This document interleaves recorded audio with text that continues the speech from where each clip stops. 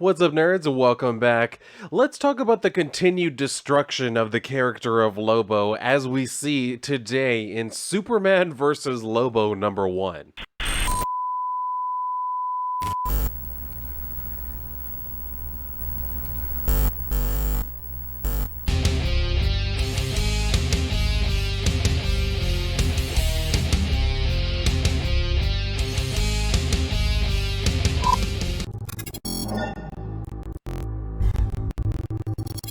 Alright, so like I said, it seems we have this just ongoing campaign against all of the most beloved characters of DC. And I say that, I mean, Lobo isn't exactly one of the more cuddly characters or anything, but he is definitely a character that a lot of people love, myself included.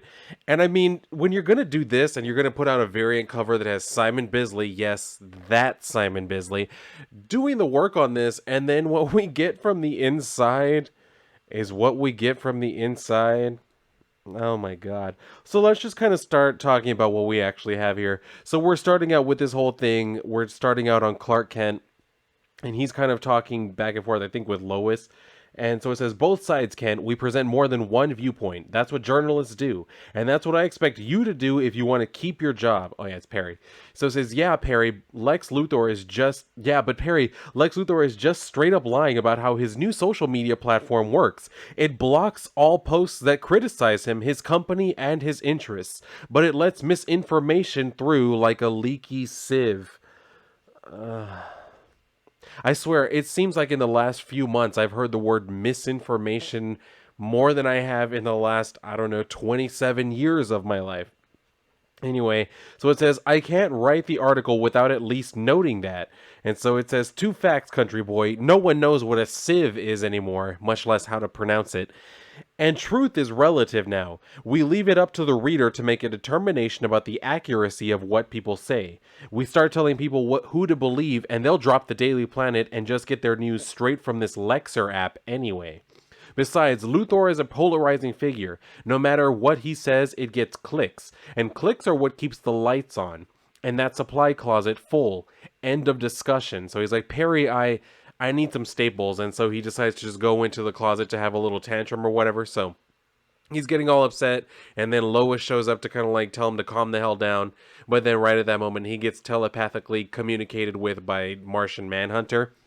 So he's telling him, recently Cord Industries and Star Labs launched a joint detection array station to find deep space distress signals that will eventually act as an interstellar dock. And now, unfortunately, the crew are in great distress themselves.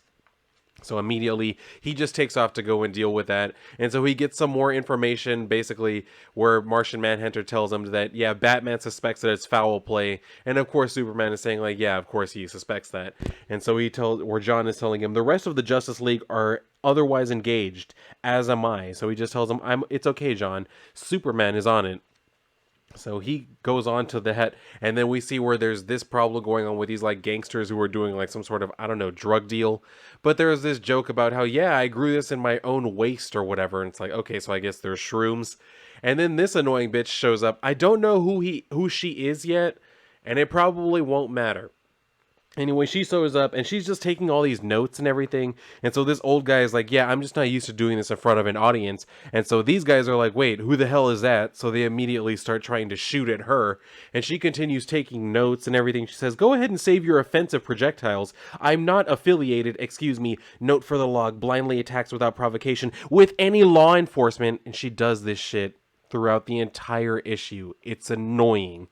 Anyway, she says, seriously, no judgment here, and I apologize for the intrusion into your organically undomesticated environment, but please just keep, doing stuff, like, in nature. I want her to die so badly. Anyway, so they go on with their little thing and everything, and then she says she keeps taking notes. Subjects display characteristics of their mutant society, even outside of social norms implicit in new setting. Ooh, that sounds so professional. No, you sound like annoying. So anyway, we see this thing where like there's this tremor or whatever because this alien being shows up, which we kind of got like an introduction to it on the very first page. I didn't really cover it because none of it's terribly interesting. But anyway, all you need to know is that this alien shows up at the alien resort where Lobo is, and he's trying to relax with his little drink that has a pineapple tree in it, or whatever the fuck, these coconut trees, palm trees, whatever they are. Who cares? Like, he has this whole thing going on. And for some reason, he's upset about the fact that no one messes with my fancy drink. It even had one of them palm trees in it. What do you think I am? Made out of creds?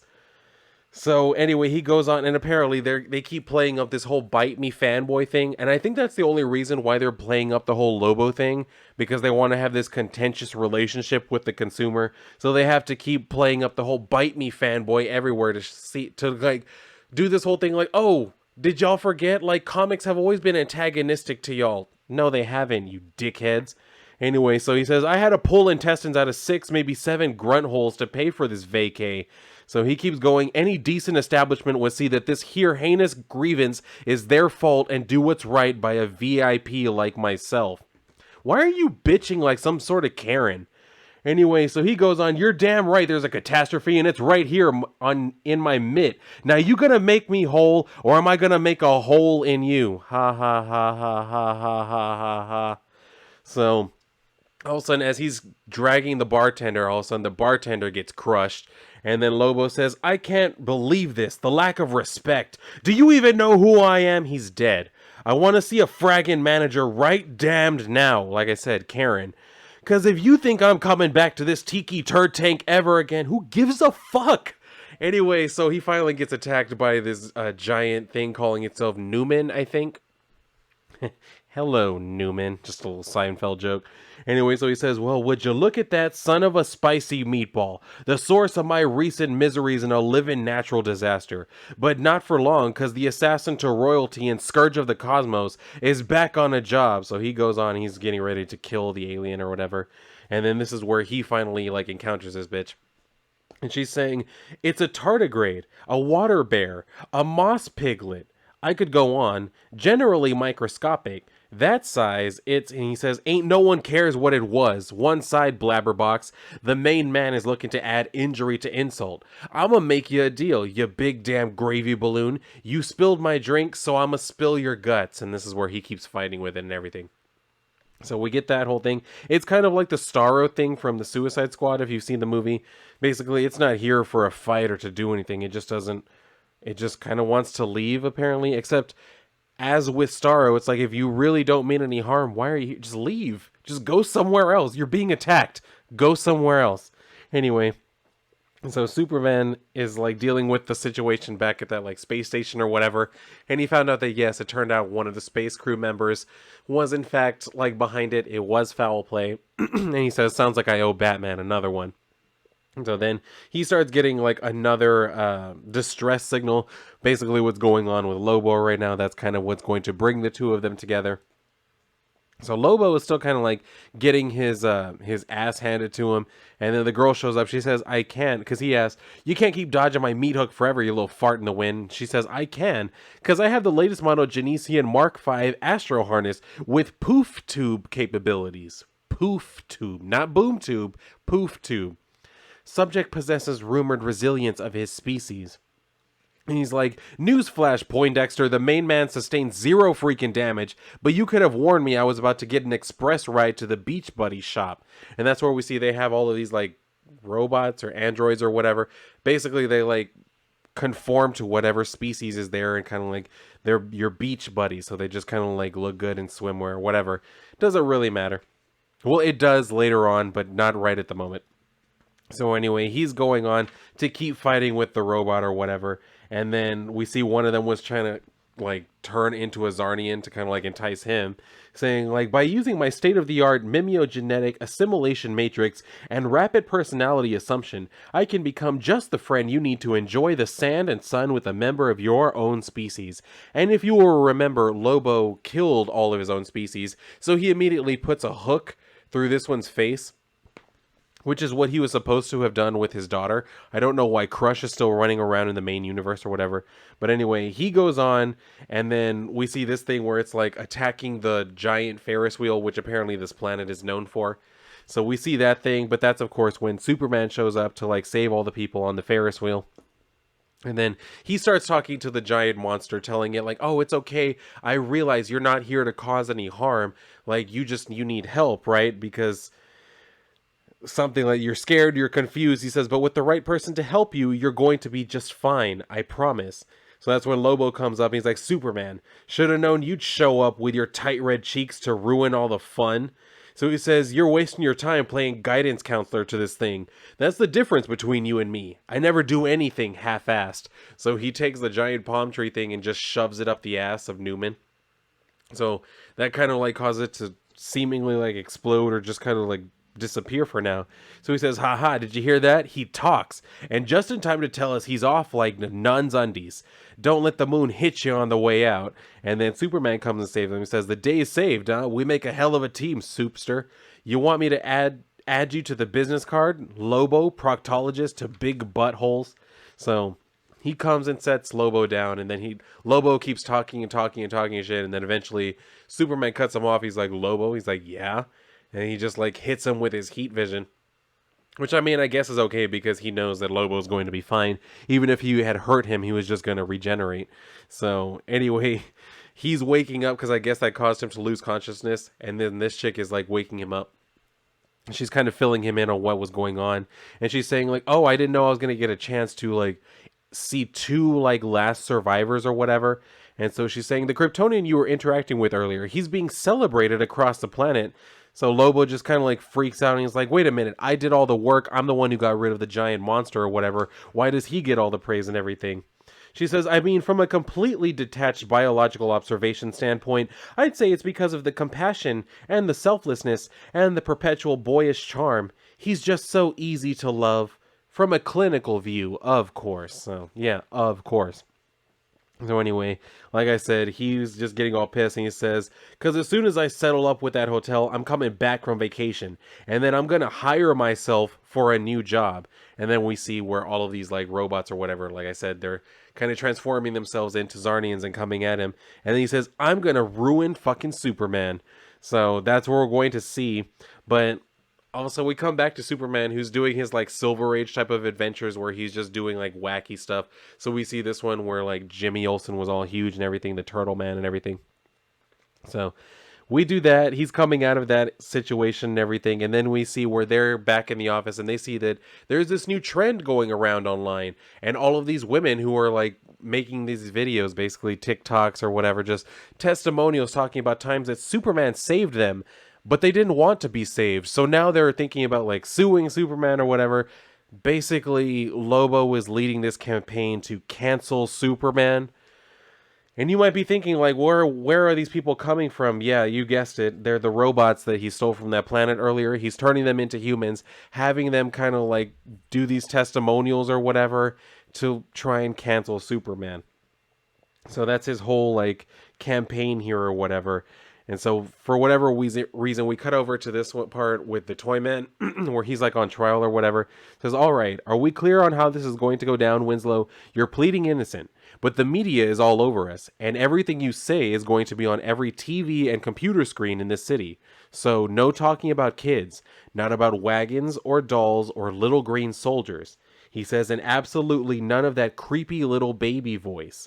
So all of a sudden, like Winslow spits in his face or whatever. He blows a raspberry, and then he's like, "Sometimes you make it so hard to work for you, Winslow." So we see where they're kind of like doing the whole little walk through the media and everything.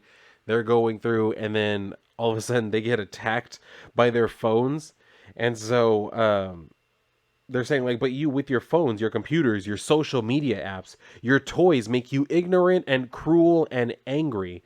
And that's where Lois notices that her phone is moving. He says, "I built a solution to this problem in the prison woodshop." He says, "So now we can all play." So that's where all of their phones start taking over them and shit. And then Lois is saying, "Clark, you still got a flip phone. Help me with this." So, I mean, granted, Samsung did just invent like, or they just brought back like the whole flip phone thing, which I am planning to get one. I do like it. But I mean, granted, Before that, there weren't really flip phones anymore. Like, nobody was actually seriously carrying around a flip phone unless they were at least 75. But anyway, we see that where she's trying to like get him to help. So he goes around, he like grabs everyone's phones and he crushes them. And then the scientist chick shows up. She's like, "How long did it take you to realize that communicators are infected with a nanomachine virus originating from the toy guy's mouth?" He says, "Exactly 237 microseconds." He says, "Wait, you from Telk?" She says, "Ignore me, just observing, move along." So he's like, "I'll get back to you." And she says, "Observations." Yep, still Superman. So he goes back to like trying to save everybody and everything. And of course, that's what Superman does. So he manages to save pretty much everybody. But then we're seeing where Winslow is kind of like starting to laugh because there's this one part where he saves this little boy, or he's going to save a little boy. And he says, the little boy tells him, "My dad said you were an evil alien employed by the government to generate a culture of passivity in our society while slowly draining us of our life forces." So that's when his dad is coming up, and the kid says to Superman, "Don't save me, please." So he's like walking away, and his dad comes up and says, "I've got you, Jess. Don't look at that commie space vampire." Commie space vampire. Okay. So anyway, Winslow goes on laughing at Superman and everything, and then he says, "I know he's here. I know you're with him. Where's Lobo?" He's talking to like the scientist chick or whatever. And then she says, "Shh, I'm not here, remember?" And he says, "Then I'll find him myself."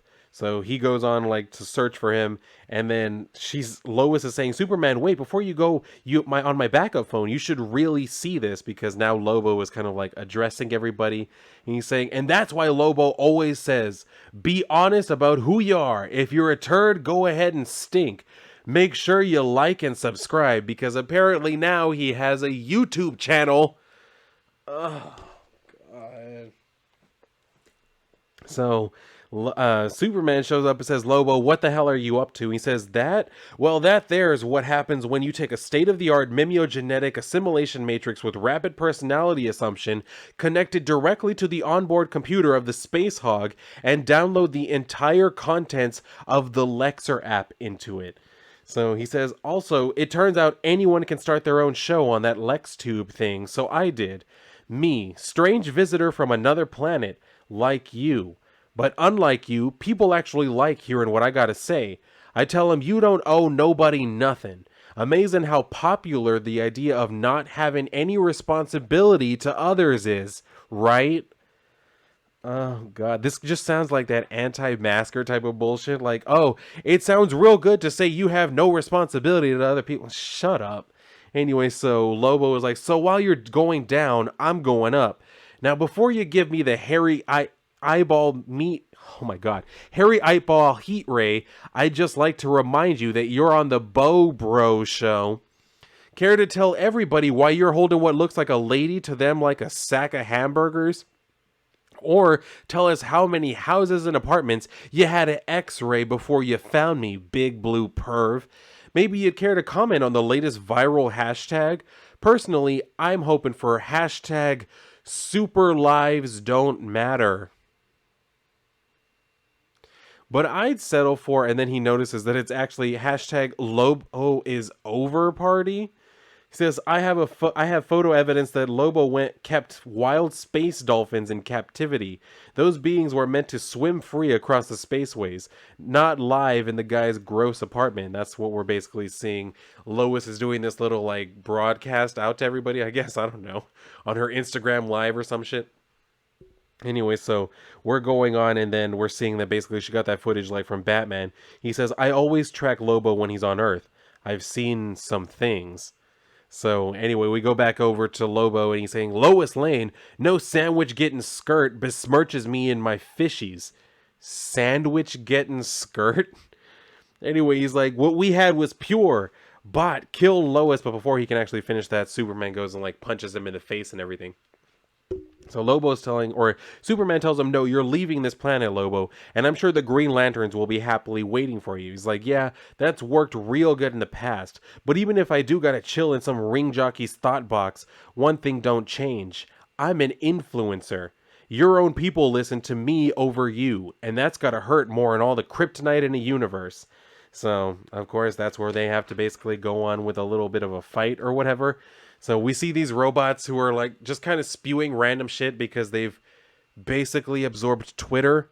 So they're just kind of spitting out random like hashtags, hashtag cancel Lobo, hashtag cancel Superman, and then they're also giving like little blurbs and shit that some random people just sometimes put on Twitter to kind of see what will gain traction. It says Superman and Lobo make quesadillas at the microwave. Superman and Lobo run a puppy mill in the attic of a car dealership.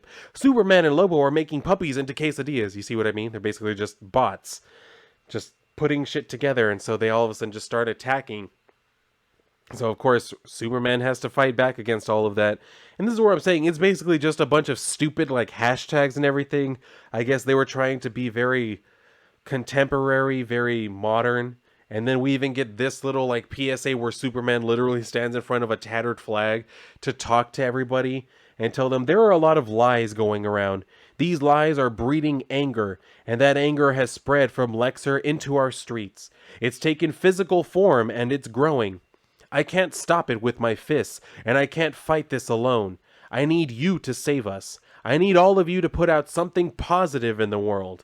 An image of love, an image of unity. Write a good review. Give a compliment. Fight for compassion, understanding, sympathy.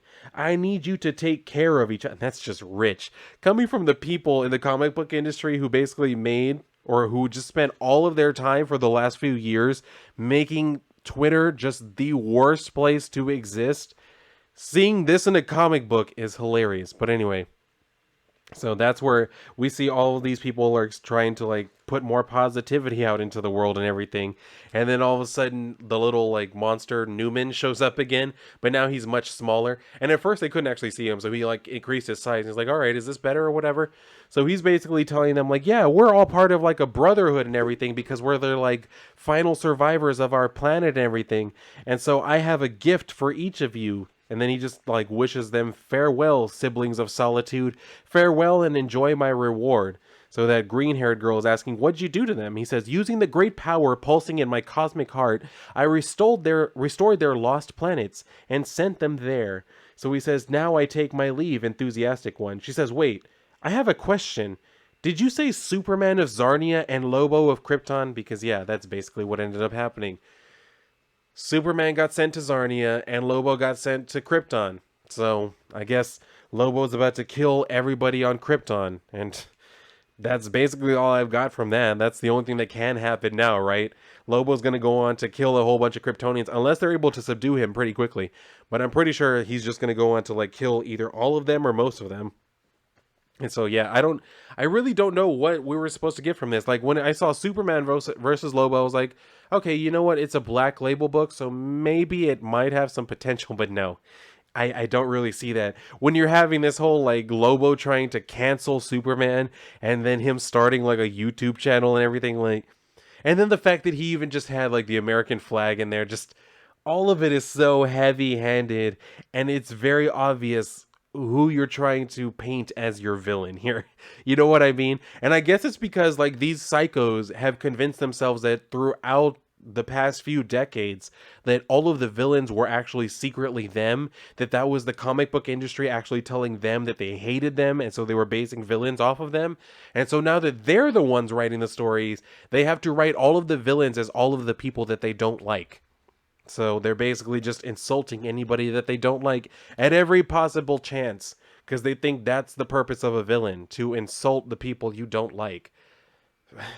And that's why they do not know how to write compelling stories anymore, because they don't even understand the purpose of the antagonist and the protagonist. They don't understand the difference. They don't understand any of this crap, because secretly they think that they are the villain, and so that's why they have to make the villain the actual cool one, and then they just turn the hero into like a dumbass. So, I don't know. I really don't know what to expect from this. I don't even know, when the next issue of this is going to come out, because like with the Black Label stuff, they're so inconsistent. Ever since like the Harleen stuff, all that Harley Quinn crap ended, like all of their Black Label stuff has just kind of been like hit or miss. Like they've put out a few different series and they haven't really had a whole lot of follow-up. Like I don't even remember, the last one I did was what, the Joker and the Suicide Squad thing. and I don't remember what was that last month, and haven't seen any announcement of the next issue coming out, so I don't know what to really expect for this, like when the next part's going to come out.